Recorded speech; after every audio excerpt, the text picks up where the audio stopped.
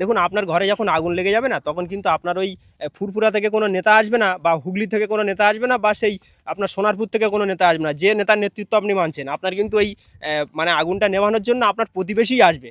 তাই বলবো প্রতিবেশীর সাথে সম্পর্ক বিচ্ছিন্ন করবেন না। বিশেষ করে এই যে পঞ্চায়েত নির্বাচন সামনে আসছে, এই পঞ্চায়েত নির্বাচনকে কেন্দ্র করে আমরা বিগত দিন দেখেছি কিন্তু ভীষণ ভীষণ বড় বড় কিন্তু সমস্যা তৈরি হয়েছে।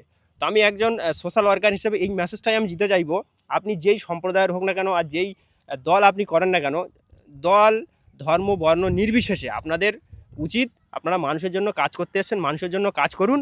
আর যদি মনে করেন যে না আমরা এই দলটাকে নিজের বাপের সম্পত্তি মনে করবো, তাহলে আপনারা নিশ্চয়ই দেখেছেন যে বিগত 15 বছর 34 বছর চলে গেছে, ওই ডিম কীভাবে মানে পিঠের চালে পড়েছে। আর আপনারা যদি মনে করেন যে না এই আমরা এখনকার সময় আছে বাপের সম্পত্তি দাদুর সম্পত্তি মনে করবেন, তাহলে আপনারা পাথর খাওয়ার জন্য রেডি হন।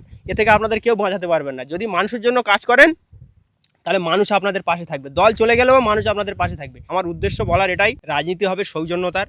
আপনি যেই দল করুন না কেন, দিন শেষে আপনারা প্রতিবেশী। রাজনীতিকে কেন্দ্র করে মারামারি করার কোনো দরকার নেই। আর বিশেষ করে যারা সাধারণ মানুষ রয়েছেন, আপনাদের কাছে অনুরোধ, রাজনীতির নেতাদের পাল্লায় পড়বেন না। ভোটের সময় দেখবেন এলাকার কে উন্নয়ন করেছে, কে কাজ করেছে, তাকে আপনার মূল্যবান ভোটটি দিন, এটুকুই। তাহলে আপনি এটাই বলতে চাইছেন যে একটা পুকুরে চারিদিক দিয়ে সমস্ত দলের মানুষ নেবে হাঁসখেলা করুক?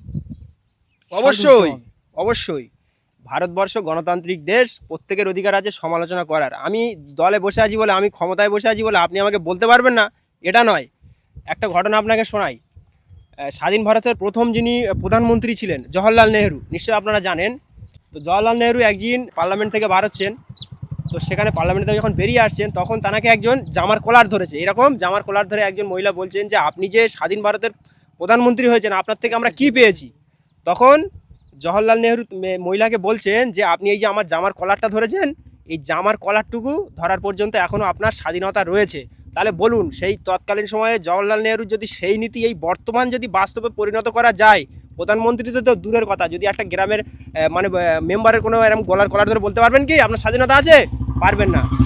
সেই জিনিসটাকে ফিরিয়ে আনতে হবে, তাহলে দেশের গণতন্ত্র ফিরবে। আমি একজন সোশ্যাল ওয়ার্কার, কোনো রাজনৈতিক ব্যক্তিত্ব আমি নই, বা কোনো রাজনৈতিক দল ব্যক্তিগতভাবে আমি করি না।